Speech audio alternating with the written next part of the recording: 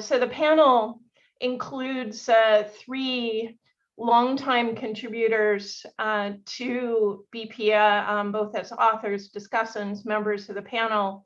And we selected three main areas in which Brookings has made contributions to BPEA. So when I ask these authors who've been patiently waiting and refining their work over the last year to present their work on labor markets, on productivity and growth, and on monetary policy. So I guess it's traditional to start with Bob Hall. So we'll start with Bob Hall on Brookings panels and BPEA's contribution to labor market research. All right, I think we're ready to go. You are. I think so. Okay, so the Brookings panel on activity and its journal, the Brookings Papers, played a key role in the evolution of scientific understanding of the US labor market over the past 50 years. As in other branches of macroeconomics and related specialties, the panel has developed a unique position in the research process and in the dissemination of research findings at the intersection of labor and macro. Major new ideas and theoretical constructs have informed the panel's research and papers as accompanied by the careful use of relevant data. Although the panel has remained faithful to the founding goal of sponsoring research and publishing papers that informed current policy debates, the panel has established a leading position in basic research in labor market issues.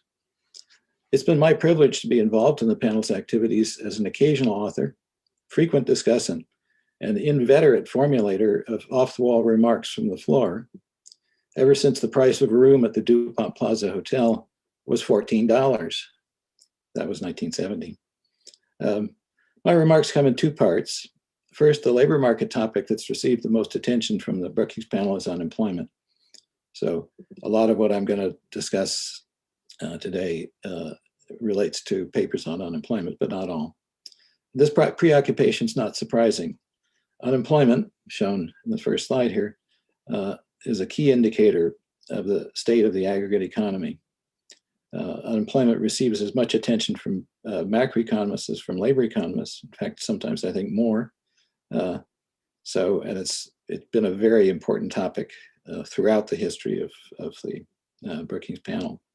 Modeling of unemployment advanced enormously over the past 50 years, and the advances were the subject of numerous well-known and heavily cited Brookings papers.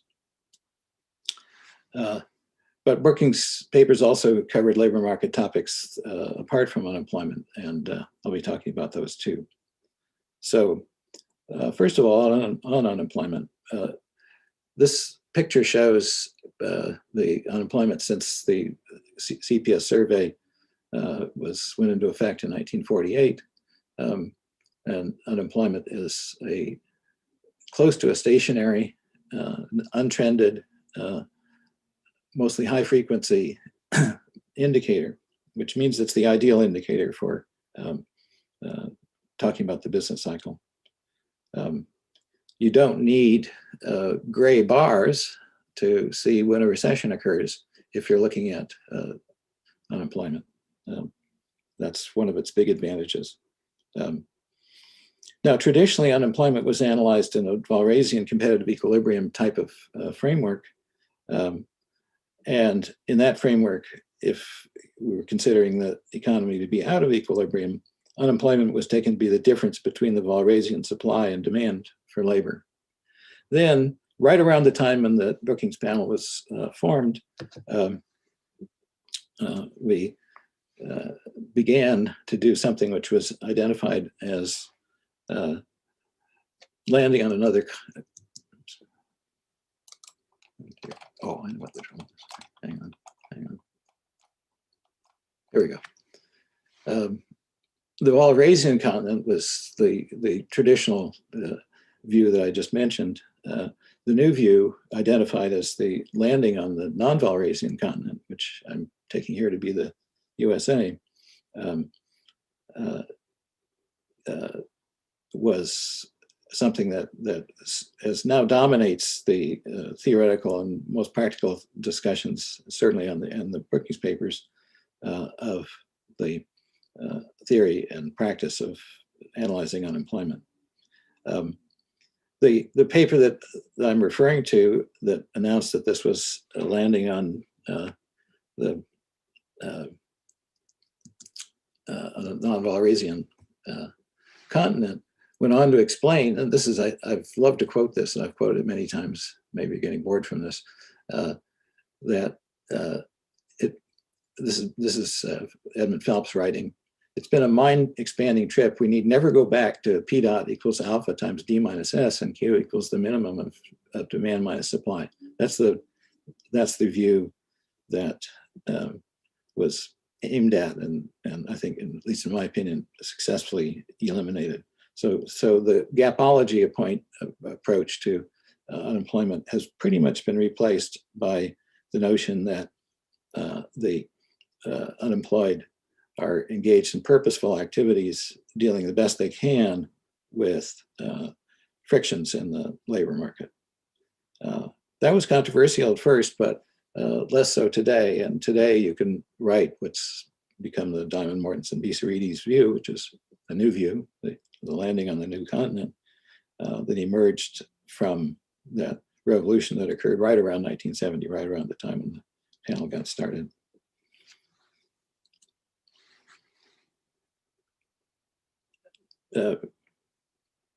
So to explain the continuing presence of unemployment, the new model, what we now call the DMP model, invoked a steady flow of job losers and job leavers.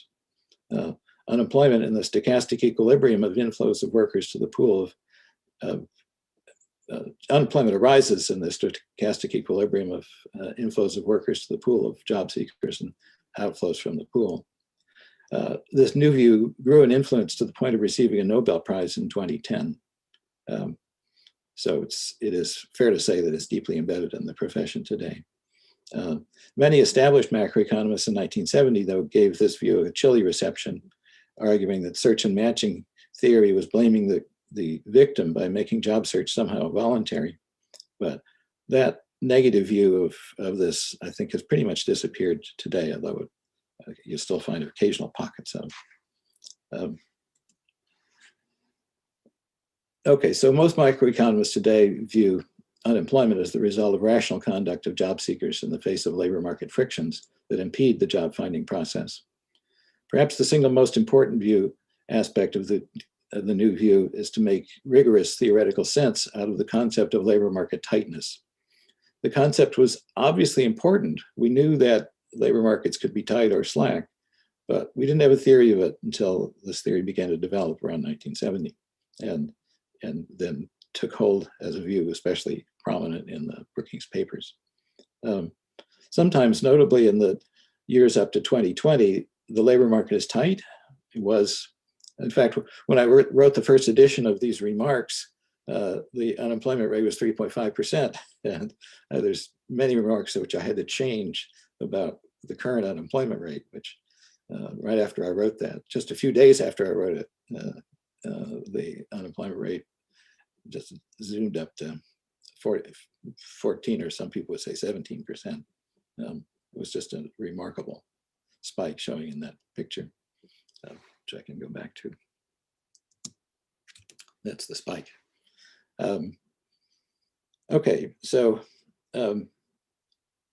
traditional thinking involved something called aggregate demand. Getting rid of the concept of aggregate demand has been one of the accomplishments of this, but not everyone accepts that. Many people in this room probably don't accept that. But it's certainly the view I take, that you need a more precise concept of what's driving the economy than just something called aggregate demand.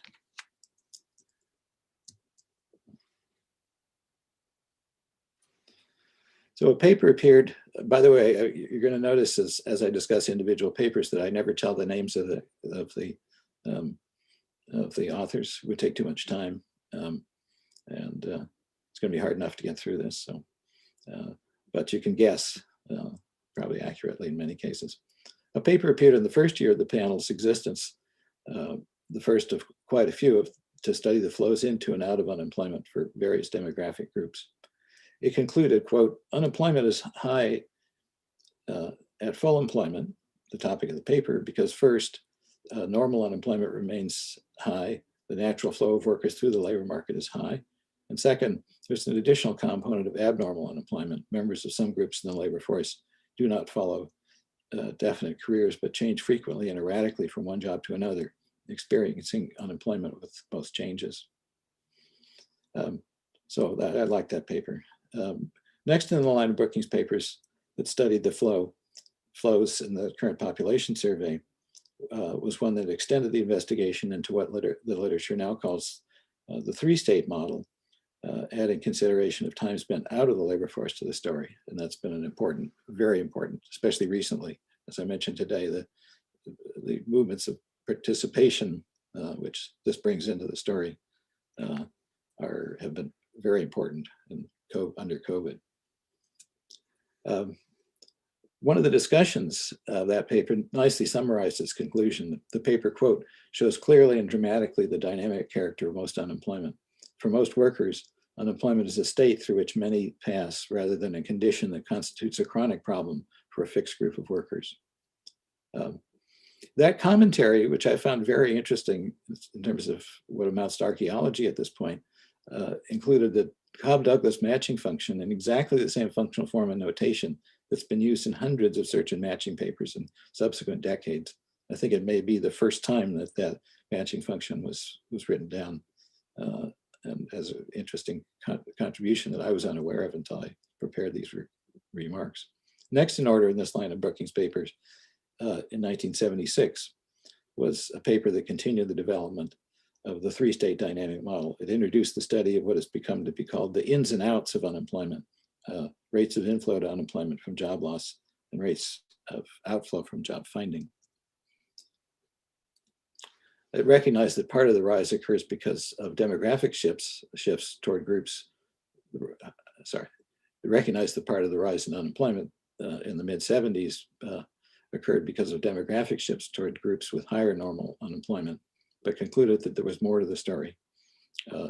Increases in unemployment are a serious, this is a quote, problem because they concentrated among mature men, job losers, and long-term unemployed. The changes that the paper noted were generally reversed once the baby boom grew up. A paper in the following year diagnosed an outward shift of the Beveridge curve, which accounts for higher average unemployment. And the Beveridge curve came in and remains a tool that is widely used in this general approach to unemployment. Also in the framework of the Beveridge curve found a disproportionate source of volatility of unemployment and vacancies was an aggregate activity shock. And the opposite view of reallocation shocks have never been found to have an important role. A Brookings paper in 1990 showed that recessions achieved most of their employment decline from major cuts in some firms rather than diminished flows of hires. A paper in 2014 made a key contribution to research in labor dynamics. It found that the probability that a job seeker finds a job in the coming months is not really indicative of a job finding success. Job finding rates seriously overstate the probability of finding a stable job. A paper in 2011 studied administrative data on workers who lost jobs where they had substantial tenure. It found job losers for many years. It followed job losers for many years as they recovered from the adverse effects of job loss. The results show that the displacement from a job that has proven durable results typically in a year or two of depressed employment, presumably a number of spells of unemployment or time out of the labor force, followed by lower wage rates for many years. That's a very widely cited paper today. Outside the search and matching framework, a paper in 1973 qualified the gains and losses from reductions in unemployment. It provided a comprehensive analysis of the differences in the economy between 4 and 5% unemployment. I would nominate that as the least appreciated important paper in the history of the Brookings papers. It occurred at quite an early stage of the panel's existence. A related paper in 1973 on the benefits of a low unemployment economy appeared in the same issue of the BPEA, noted that unemployment is merely the tip of an iceberg that forms in a cold economy. You can guess who wrote that. A paper in 1999 provided a retrospective discussion of the tight labor market of the 1990s, written at a time when the labor market conditions were similar to those of 2019, that is 3.5% unemployment.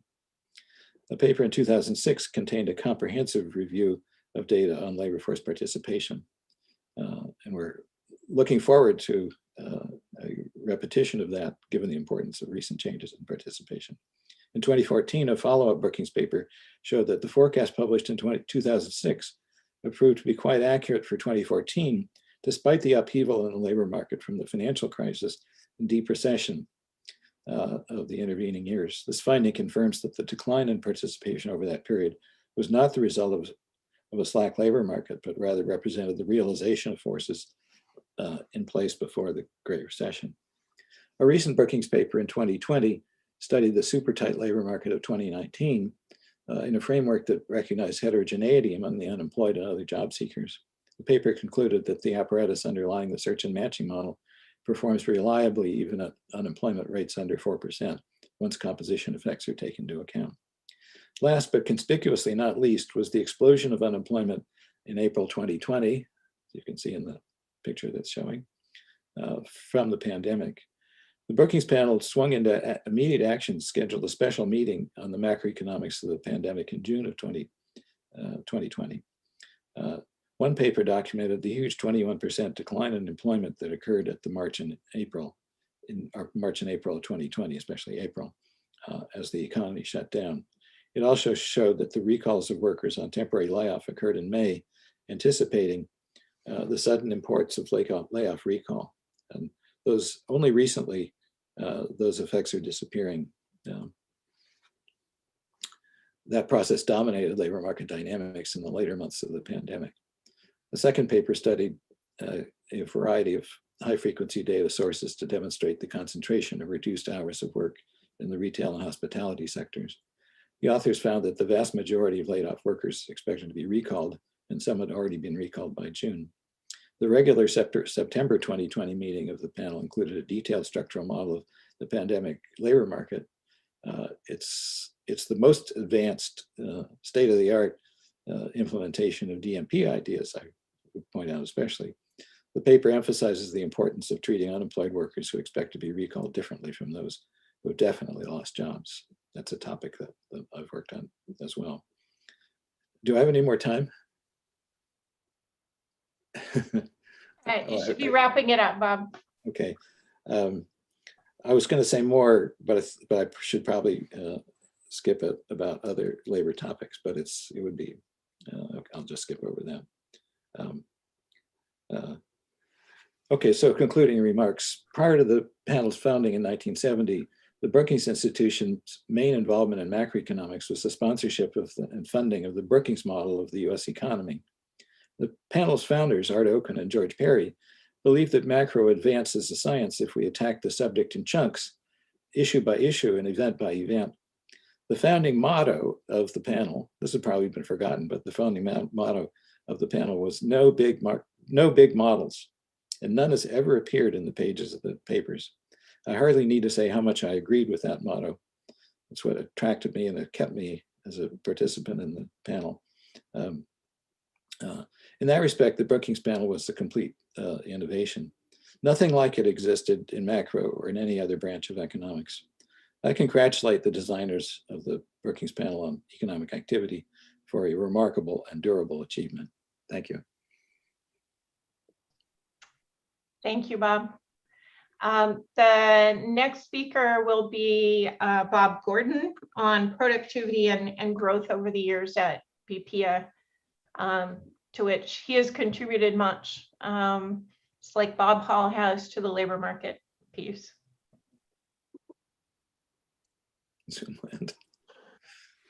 I'm going to talk about productivity and growth over the years at BPEA. The first of the two topics is U.S. labor productivity growth. It's always been a prime topic. In the early 70s, there were two papers asking why labor productivity growth slowed after 1965. In the early 2000s, there were 2 more papers asking why productivity growth revived after 1995. More recently, in the last half of the 50 years, there have been a number of papers about what may be definitely is a more important issue, and that is the divergence in outcomes between rich and poor countries. Why haven't the poor countries converged? What are the secrets of growth? Is there an empirical strategy to reveal those secrets? Now, in looking at past papers, I'm going to take 2 of the very early papers to give a flavor of the early BPEA. And then, based on Google Scholar citations, I'm going to look at 3 more papers on US productivity, and then 3 papers on more broad-based world growth issues. It's very striking to look at average citations per paper over the decades. We started out with a relatively low 227 per paper in the 1970s, and by the 1990s, we had the astounding figure of over 1,000 citations per paper, falling back somewhat in the 2000s and the 2010s. I think in the 2010s, it's just partly because the papers are still young and still have many citations to come. Why were the citations so low in the 1970s? I'd like to go beyond Bob Hall's comments about the early vision of BPEA. While there was no big macro model, those of us who were asked to join the panel were thought to be proprietors of an equation of a model, and we would provide not only periodic papers, but also short sector reports about the current status of our particular part of the economy. And I think if you took away all those sector reports out of the denominator, citations of Brookings Papers in the 70s would be much higher.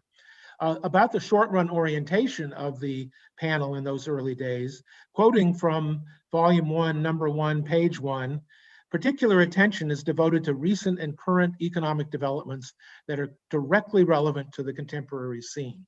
That's not a description of the Brookings panel papers as it evolved in the 1990s and 2000s. Some more about citations. The top paper had 7,500 citations. If you look at the top 20 out of a total of 650 papers, the top 3%, the cutoff to make the top 20 was 1,239 citations per paper. Mean citations per paper were 250, median were 103, and that leads to the question, are Brookings paper citations more or less equal or unequal than the US distribution of income? So here is the US distribution of income versus BPEA paper citations.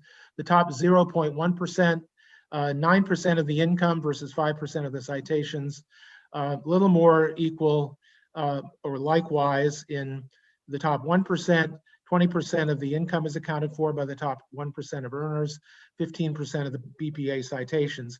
And then if you look at the top 10%, BPEA citations account, the top 10% account for 51% of the citations. So I conclude from all this that inequality is a natural outcome of human endeavor. Now, looking back to the early 70s papers, we had one by George Perry in 1971 and one by Bill Nordhaus in 1972. Both sought to explain the first stage of the productivity growth slowdown. Their data referred to the total economy, not non-farm private business. The total economy, as I measure it, averaged 2.8% over the 50 years from 1920 to 1970. And in the early days of BPEA, it was accepted that 3% productivity growth in the US economy was normal. Remember those old Kennedy-Johnson wage price guideposts that had a 3.2% criterion for the okay growth of real wages.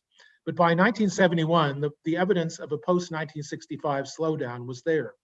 And here is annual productivity growth at selected intervals that I've chosen to correspond to the efforts made in Brookings to understand it. In particular, the top bar, the green bar, shows productivity growth per year through 1965, followed by the next 5 years, which show a marked slowdown into the brown area, but not nearly as much of a slowdown as appeared in the data at that time in the Nordhaus and Perry papers. Then we had 25 years of slow productivity growth marked by more brown bars. I broke it at 1980 because both the two early papers made predictions for the decade of the 1970s. We'll come back to this chart and talk about what happened after 1995 a little bit later. George Perry's paper highlighted the drop in productivity growth from 3.4% pre-1955 to 1.6% after 1965. He pioneered the analysis of the changing age-sex mix, in particular, a growing share of women and teenagers who were assumed by their lower real wages to have lower productivity. And he was able to explain 0.4 of his 1.8% drop with this change in age-sex mix. 1970 was a bad year for productivity, and so another 0.7 of his drop was explained by the cyclical effect, and the remaining 0.7 was unexplained. Perry went into projection, looking out over the decade, then the future decade of the 1970s. Since the age-sex mix didn't seem to matter for much, he projected a fairly healthy growth in potential output of 4.3 and productivity of 2.9. In today's data, if we look back at the same period, 1970 to 1980, potential GDP grew at only 3.2. And from my graph, productivity, output per hour, grew at only half of Perry's prediction of 1.4. So there was really something more serious going on than the age-sex mix. Bill Nordhaus followed a year later. In his data, because he went on to 1971 and got rid of some of that recession effect, he had to explain 1.2%. He rejected the age-sex adjustment as reflecting discrimination against women, and instead explained most of his decline as due to a changing mix of industries toward those with a lower level of productivity. Bob Solow was the discussant of both papers and suggested that their explanations were compatible because the industries with the growing share of industry output were also those which had a high share of women and teenage workers. Bill Nordhaus also made a forecast. He predicted 2.1% productivity growth in his data, and the actual for his period is a little more than half that, 1.2%. Now moving on to the later productivity papers, the one that Martin Bailey and I wrote in 1988 also tried to explain the slowdown, pre and post 1973 in our case, and that was 1.6% that we tried to explain. Measurement issues was in the title and was most of the paper, and we found that maybe a third of the slowdown could be explained by measurement issues. Most measurement problems were equally valid before and after 1973, but we focused on Perry's age-sex composition, and there were other interesting labor quality issues, including a decline in test scores that we focused on. About computer power, we emphasized that advances in finance and communications had productivity gains that should be credited to the computer producing part of durable manufacturing. But our conclusion was that most of the slowdown was real. And I'd like to quote from that paper because I think it echoes in what you may have heard more recently. Quote, "The impetus to productivity advance in the early post-war years, perhaps a backlog of innovations and investment opportunities delayed by depression and war, followed after the mid-1960s by depletion of opportunities." So this diminishing returns idea was present even 32 years ago in that early Brookings paper. Now to the post-1995 revival, Bill Nordhaus returned again with a very highly cited paper called Productivity Growth in the New Economy. He developed a new income side industry database and distinguished between the pure productivity effect that one gets with constant output shares and the Baumol effect that would bring down productivity by a shift into the low productivity service sectors. He found zero Baumol effect for the period after 1977. His headline result was that the post-1995 revival, contrary to most contemporary research, was not primarily due to ICT, information and communication technology, but rather only a 13% contribution to the post-1995 revival in the non-farm private business sector. Why was there this discrepancy with other authors. The discussants pointed out that Nordhaus had only counted the contribution of ICT producing industries, not the ICT using industries. And the current consensus is that you got to combine the ICT production and the use of ICT throughout the economy to explain the post-1995 revival, which looks like this. If you look at the green bar that's labeled 1995 to 2004, we had a pickup from the previous 25 years of roughly 1.1%. And then a slowdown back into the brown area after 2004 to 2010. And then the red area, the very serious productivity slowdown of the most recent 9 years, leaving aside 2020, which is a very different story.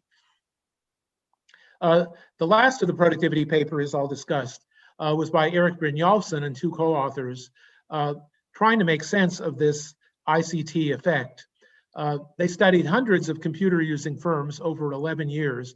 And this was an example of BPEA's increasing receptivity to micro-oriented papers. They showed that the effectiveness of ICT on productivity depends on business organization and practices, by which they meant the use of teams, individual decision-making authority, broadly defined work definitions, investment in skills and education. And their headline result was that firm market value responds much more to computer capital than to other types of capital, with an amazing coefficient of $15 of market value produced by each $1 of computer capital. And despite the work that they did on organizational capital, in their regressions, it didn't seem to contribute much. There was a lot of concern, both by the authors and the discussants, of reverse feedback, that the high marginal value firms had high value for other reasons and had a lot of money to buy computers. And the paper and the discussants focused on an example of a successful ICT using firm, Walmart, which had pioneered the big box store format and had applied computers successfully to the redesign of its supply chain. But now let's get to the really important issues of long-term growth. BPEA began to pay considerable attention to this in the 1990s. And that's one reason why the average citations are so high. Remember Robert Lucas's famous quote that once one starts to think about the difference between the rich and the poor countries, it's hard to think of anything else. Traditional production functions, building off the Solow model, would have output Y as a function of multi-factor productivity A, and then capital, human capital, and labor. I like to tell students that it's much more useful to think of a broader production function in which we have an autonomous growth factor, MFP factor, that depends on technology, geography, and political institutions, and all sorts of institutions. And then the function of K, H, and N is augmented by R, which is infrastructure, particularly electricity and telephones. A really highly cited overview paper was Greg Mankiw's 1995 paper on the growth of nations, asking why some nations were so rich and others so poor. Beginning with the failures of the Solow growth model, based only on physical capital, predicted much too small differences between the rich and the poor, predicted faster convergence, and in particular, predicted very large differences with much higher marginal products of physical capital in the poor countries. The difficulties faded away, adding human capital and raising capital share from 1/3 to 2/3, but that wasn't enough. Mankiw was skeptical of endogenous growth models, which were hard to check with international data, and didn't explain fast growth in East Asia, where capital and human capital were more important. And Greg spent quite a bit of time criticizing cross-country regressions for simultaneity, the fact that many of the right-hand side variables were caused by growth, multicollinearity, low degrees of freedom, a few years of investigation with many variables. And the conclusion was there just had not been enough progress on why saving and investment were so high in some countries and so low in others. Jeff Sachs and David Bloom downplayed macro policy, market liberalization, and institutions in their paper on geography and demography in Africa in 1998. Their geographic focus was on the heat and humidity and infectious diseases in Africa, the lack of a monsoon, frequent droughts, and the result all this had in deterring foreign investment and settlement. Topography was a problem with the lack of deep harbors and navigable rivers in many countries. Some countries were landlocked with high transportation costs. And so isolation was a major cause of slow growth. Demography was an issue with high fertility, due in part to social norms and a lack of education. And the high fertility led to a high ratio of dependent youth that didn't save or invest much. So we had a lack of saving and investment. The conclusion was that about 2/3 of the growth deficit in Africa was due to these geographic and demographic factors, with much less due to institutions. And they highlighted that Africa was the only place over the 15 years prior to their writing where there was negative growth in real net exports. They had some policy conclusions, but I wanted to highlight that the discussants strongly disagreed with their de-emphasis on institutions. Discussants pointed to civil wars, dictatorships, the high political risk of appropriation, poor information, lack of telephone service, and electricity. The last paper, getting back to the hometown of Brookings with Barry Bosworth and Susan Collins, was a very widely cited overview paper on the empirics of growth, contrasting growth accounting versus regressions, with differing conclusions coming in many cases from the choice whether to measure the capital input directly as capital or as indirectly from flows of investment. There were also different results of human capital, reflecting the difficulty of measuring the quality of education. They constructed a new data set with 84 countries over 40 years, from 1960 to 2000, improved measurement in a number of areas. And their results showed an increased emphasis on physical capital and less emphasis on human capital, due again to problems of measuring educational quality. Things they found strongly correlated with growth were initial life expectancy and those political institution variables that the discussants thought were important in the discussion of the Sachs-Bloom paper: law and order, absence of corruption, protection of property rights. But there were also negative results in the Bosworth-Collins paper: no role for macro policy or openness to trade, and no explanation of why growth slowed after 1980. So just to conclude, for US productivity, the early 1970 to 1995 slowdown, the early paper showed only a limited role for the age-sex composition or industry composition. Most important were diminishing returns to the great inventions of the earlier industrial revolutions. The 1995 to 2004 revival, most people seem to agree that the importance of ICT production and use was important up to 2000, but then ICT investment collapsed. And so you need a different kind of explanation based on delayed changes in business operations. The post-2010 slowdown remains unexplained, but I do want to remind you that we had a very good measurement paper in 2016 by Byrne, Fernald, and Reinsdorf that poo-pooed an overall explanation based on measurement. For rich and poor countries, in the articles I surveyed, there was no convincing explanation of why overall worldwide growth slowed post-1980, revived after 2000. And it did revive even to some extent in Africa. And there are remaining puzzles that this literature has not satisfactorily solved, involving the huge success of East Asia, the partial success of South Asia, relative to many other places around the world. So there are plenty of remaining puzzles for the next 50 years. Thanks. Great. Bob, thanks very much. The final panelist is Alan Blinder, talking about BPEA's contributions to monetary policy research. Okay, let me get my slides up here.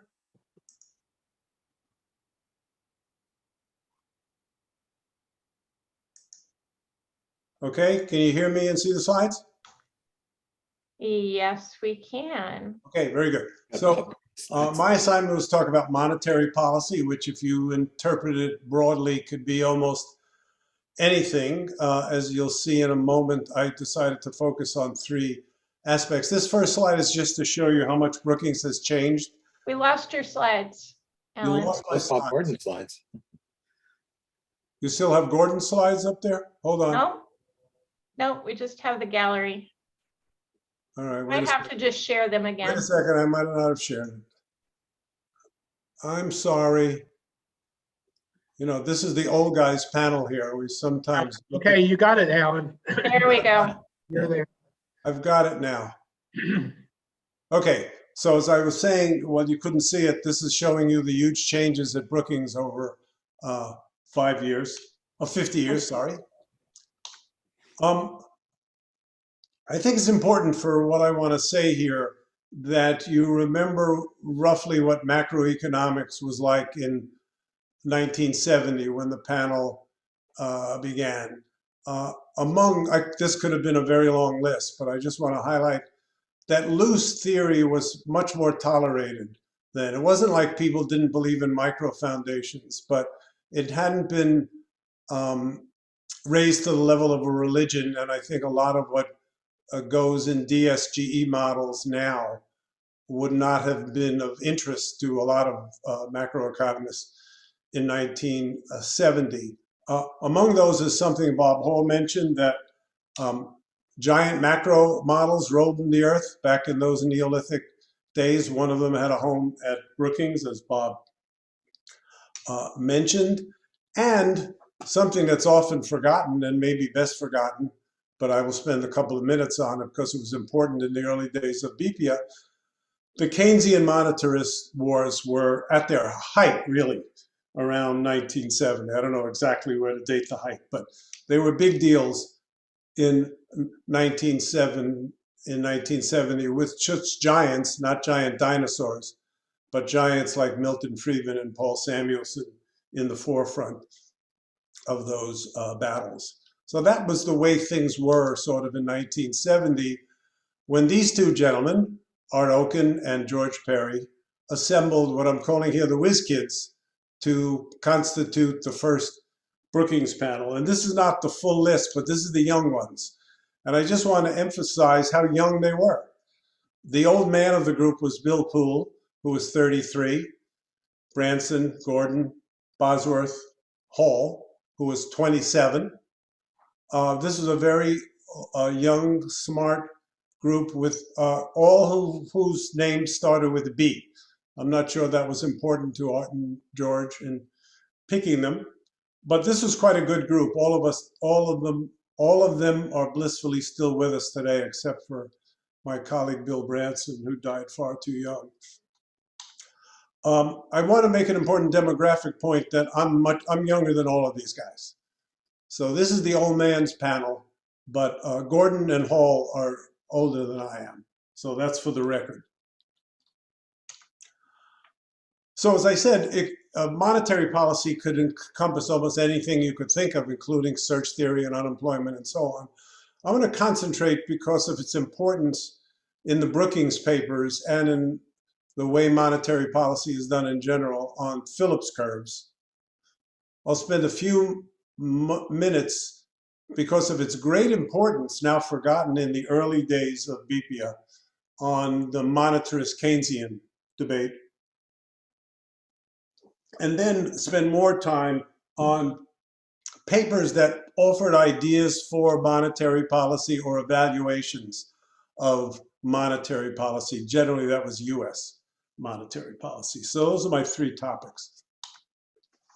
So since a lot of people listening here are younger than Hall, Gordon, and Blinder, I thought I would show you first. This is Phillips, and this is the Phillips curve. This is the original Phillips curve from Economica 1958. It probably looks familiar to you. In the early days when BPEA started, before and when BPEA started, Phillips curves were usually written as the change of percentage change of nominal wages on the left-hand side. Something like, and maybe exactly like, a distributed lag on past inflation rates, interpreted as a proxy for expected inflation. A nonlinear function of the unemployment rate. As you see, nonlinearity was important to Phillips, but became less important as the years went by. and a stochastic error.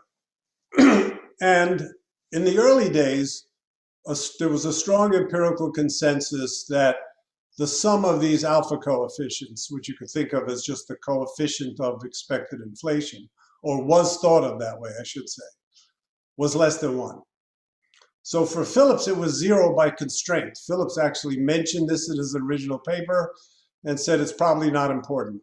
Inflation is probably not important.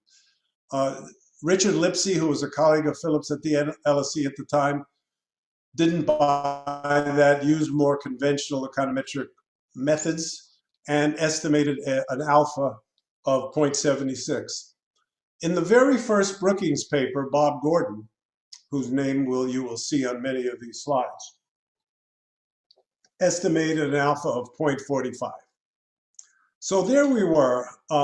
I said I was too young at the time. I was in graduate school at the time. And the consensus at that time, at least at MIT, where I was in graduate school, is that Freeman and Phelps seemed exactly right, that alpha, the summation of alpha, if that was expected inflation, should be 1. But the empirics were against that. The empirics showed less than 1. And that was a major Phillips curve puzzle of the day when BPEA started.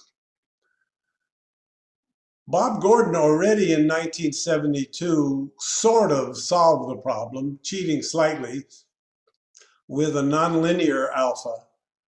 And if you plugged in the numbers, that alpha, which depended on the inflation rate, got to 1 at roughly 7% inflation, which was a high inflation rate in those days, but not a crazily high inflation rate as it would seem now. Anybody talks about 7% inflation, you wonder what they're drinking. Then supply shocks started to hit, really starting in 72, but mainly in 73, 4. And that, of course, threw the first generation Phillips curves way off. They didn't have supply shock variables. But Brookings ran into the breach very quickly with a bunch of papers mentioned in my paper. I'm not going to tick them all off here, about the supply shocks of 73, 74, food shocks and oil shocks. Barry Bosworth wrote one of them. In 1975, Bob Gordon's version of the Phillips curve had both the supply shocks and an alpha of approximately 1, coefficient on supposedly expected inflation. And I remember distinctly, writing this survey made me remember it even more. Bill Nordhaus, I'm not sure if Bill is on this Zoom, was the discussant of Gordon's paper, and he referred to it as Chateau Gordon 75. There had, of course, been Chateau Gordon 70, 72, 73, 74, and so on. But this is an important paper because it had the two critical ingredients that were missing from early generation Phillips curves. And that, of course, has profound implications for monetary policy. These papers, along with some by Perry and Schultz and Nordhaus and others, led to many years which you've heard in one form or another. At one of extra, it beats down the inflation rate by 0.5 point. That worked very well for many years, but doesn't work so well these days, as you know. Then the Phillips curve started to vanish. We didn't quite realize it in the 1990s, but there was a big question addressed by Bob Gordon in the 98 BPEA paper about why didn't the very low unemployment rates that we had had of late push the inflation rate up more. It didn't actually push the inflation rate up at all. So that was the first hint that things were going wrong with the Phillips curve.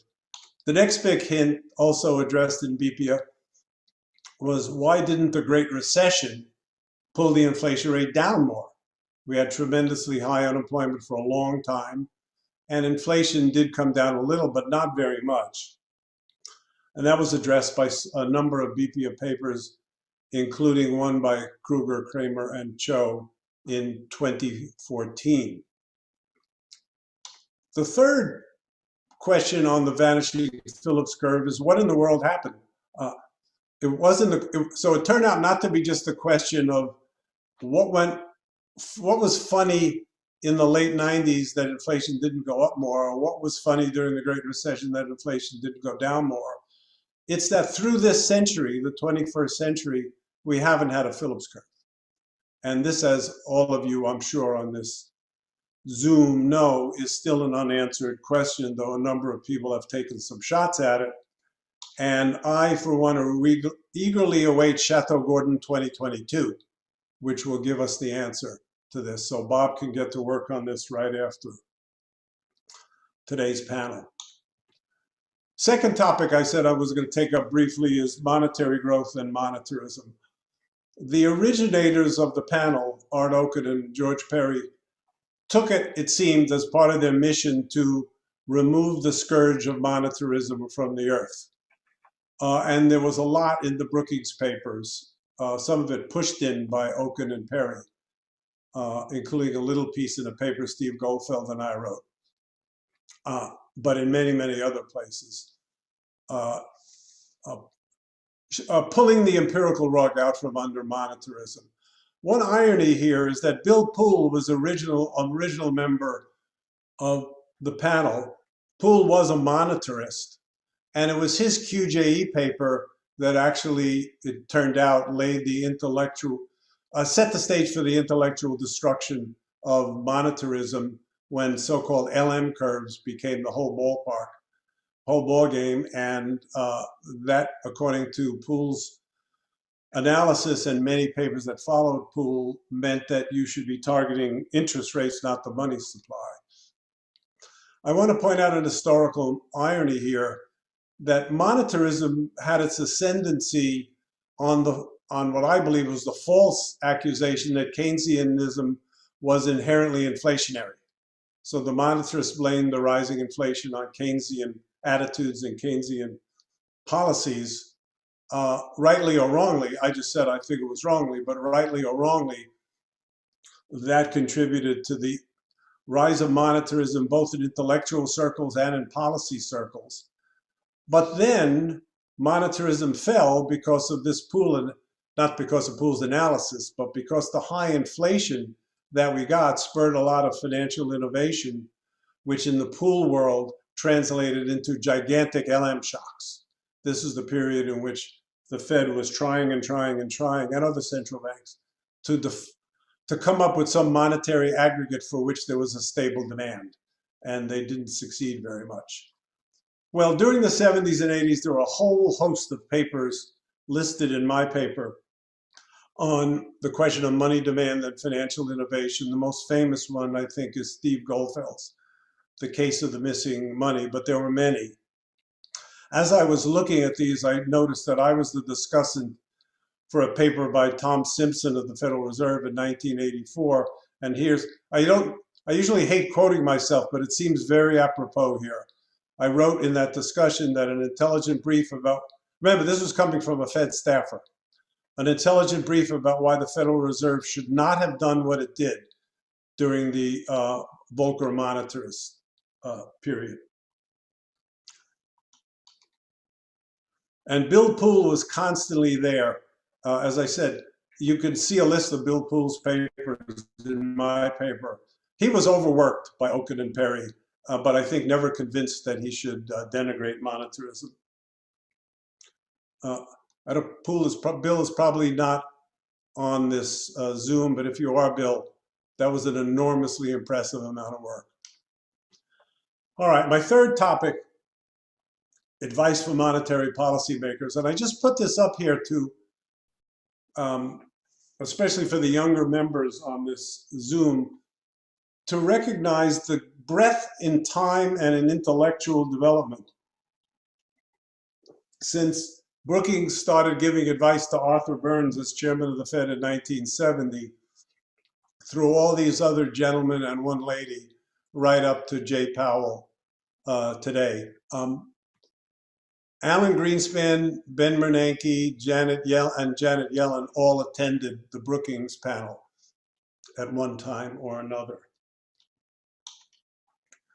So starting with the first issue, John Carrican of the University of Minnesota advised the Fed that the economy may take one course if the FOMC uses the bill rate and the monetary aggregates, and another if it uses, the bill rate and another the monetary aggregates. This was the monetarist Keynesian debate. Don't worry, Jan, I'm almost finished.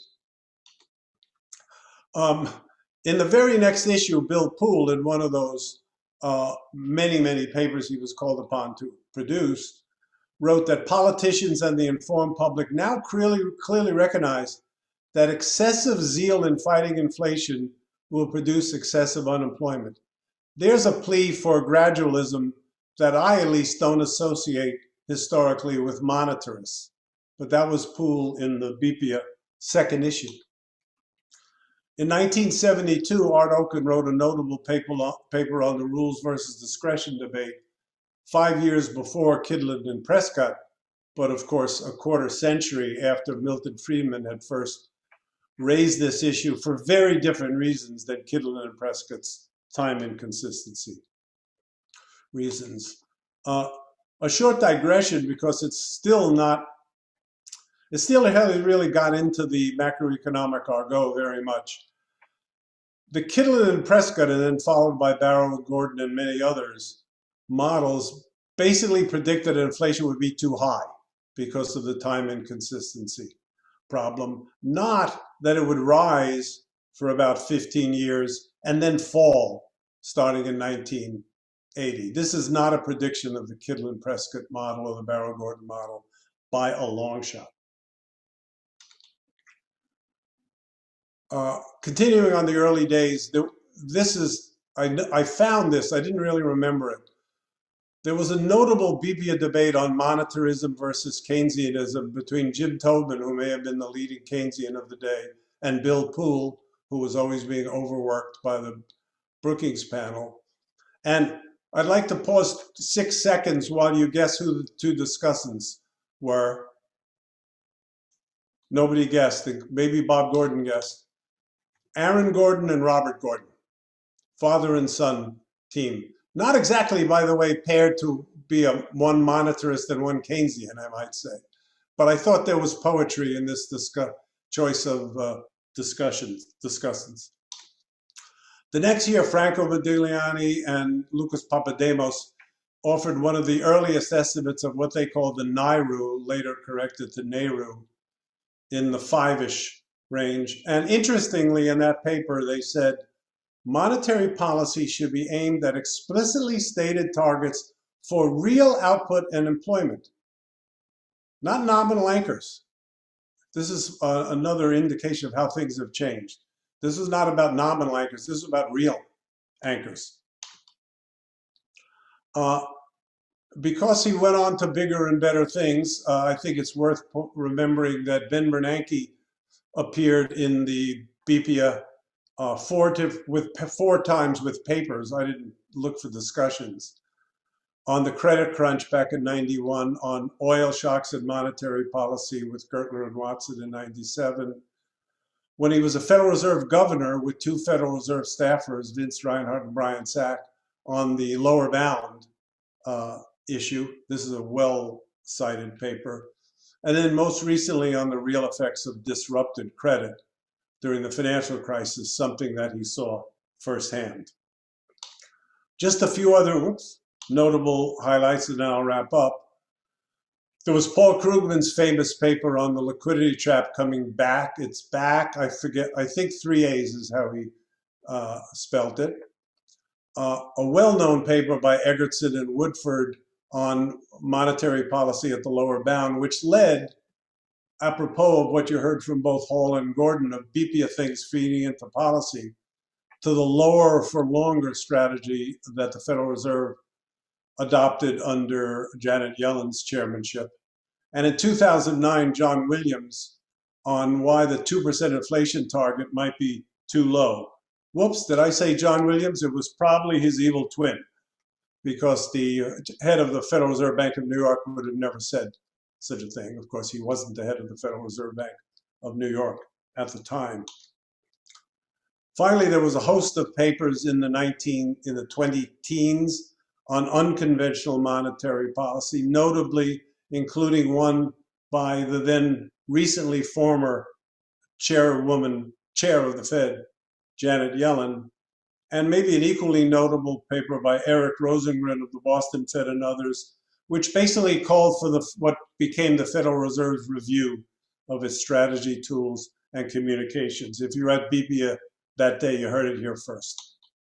So, summing up the BPEA's greatest hits: the development of empirical Phillips curves, which had its ups and downs, the demise of monetarism, which was final, a lot of sensible thinking and writing about supply shocks, more than you saw in most academic outlets, I think, and maybe a capstone of it all, keeping the Keynesian flame burning through several versions of the Dark Ages. So I join my two previous panelists in saying thank you, BPEA, for all your good work over the years. Thank you, Alan. I think a lot of people in the room would join that, thanks to the generations of research and work that's represented in all three presentations here. With the spirit of BPEA in mind, we're going to move right straight to the next paper, because fortunately, as Bob reminded us, there's still lots of work left to do. So. Thanks for watching. Be sure to like and subscribe for more videos from Brookings.